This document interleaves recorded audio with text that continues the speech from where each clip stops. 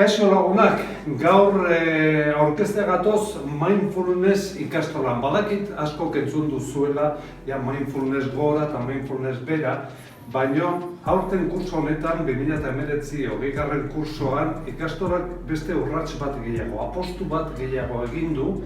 Ez bakarrik estaskolarra bezala, baizik haur-hezkuntzako programazio barruan sartu egin dugu mindfulness. Uste dugulako importante izan daitekela gure umetxoentzat. Irune, zu izan zea mindfulness ikastolan ekarri duzuna, interesa piztu diguzuna, nolabe proposamenak egin dituzuna, klaseak ematen dituzu. Zer da mindfulness eta zergatik da importante?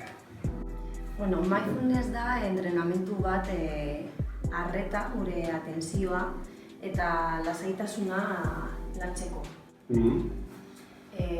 Helduak multitareetan gaude, piloto automatiko zugoaz, umeak ikasten dute, ikusten dutelako gure egiten dugun modua. Orduan errepikatzen dute. Google bere ispiluak. Bai, noski. Orduan, momentu honetan, adin hauetan, oso egokia da gauza hauek lantzea. Nola laguntzen diru mindfulnessek? Nola, gelditzeko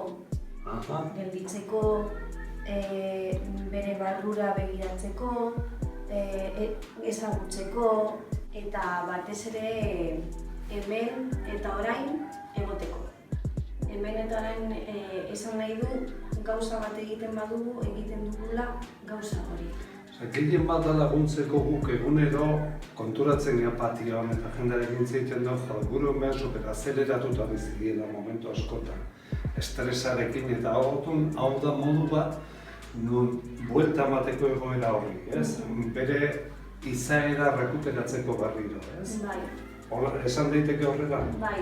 Zurine, joan urtean, joan kursoan, esperimentazioak egin ziren, atxiatzen, taldean, estaskolarra bezala, zuen balorazioa oso positibo izan zen, eta horren ondorioz nolabait aurten eta bakideo ikastola bezala nolabait programazio barruan saltzea mindfulness.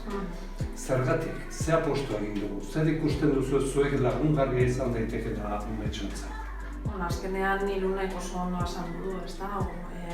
Gaur egungo gizarteak eramaten gaitu erritmo oso potentean eta ume bai adin hauetan oso kapaz dira sartzeko haien jolasean eta haiek egoten dira hor eta berdin dio zer gertatzen den inguruan, baina denborarekin hori galdu egiten dute. Eta orduan modu honetan azkenean aprobetxatuz, ezta, haien zena hori, modu horretan teknika batzuk eman aurrera egiteko eta laguntzeko.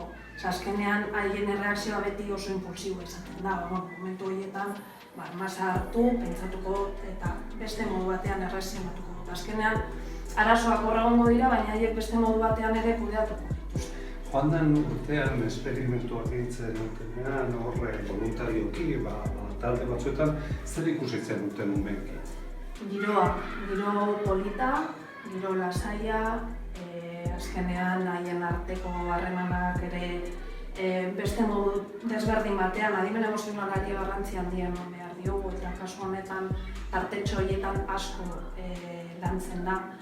Eta orduan haien arteko harremana asko betzen da, haiek bai momentu batean gelditzeko kapaz dira, agian batzuetan guk lagundu behar diegu hitz klabe bat emonez edo, baina gu ondoan baldin bagaude eta haiek baldin badaukate erraminta hori, asko zerrezagoa izango da dientzate.